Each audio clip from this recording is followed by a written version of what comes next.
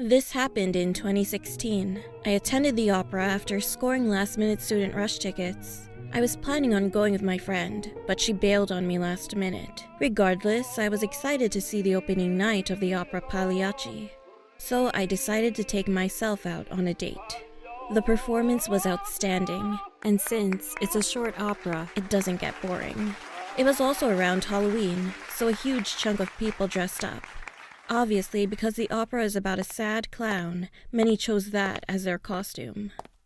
The show ended at around 10 p.m. I left the opera house and was exhausted as I walked to the train station. The commute back home was going to take an hour, so I started dozing off. Everyone knows you should never fall asleep while riding the subway alone. There are a lot of crazy people out there who try to mug you if you're not alert, but I couldn't help it. Then, out of nowhere, I woke up to someone shaking my arm. When I opened my eyes, I kid you not, there was a clown standing right in front of me, grinning from ear to ear. Now, luckily, I was never scared of clowns, so it didn't really faze me. I also assumed that this person just saw the same performance as me. He was probably inspired by the show and wanted to entertain the subway riders. I gave him a dirty look, and he frowned. I was mostly annoyed that this person, hidden behind layers of makeup, was in my personal space. I tried my best to not make eye contact and ignore him. I was also thinking of ways to leave the car. I was planning on exiting the next stop right before the doors closed. Then the clown started to do a silly dance and awkwardly waved his arms around. There were a few passengers around me, but they were ignoring the clown.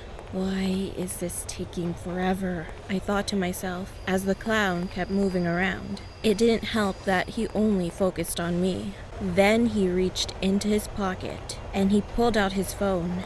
I got up and went to the other side of the car. He started playing music. I recognized Pagliacci's famous aria.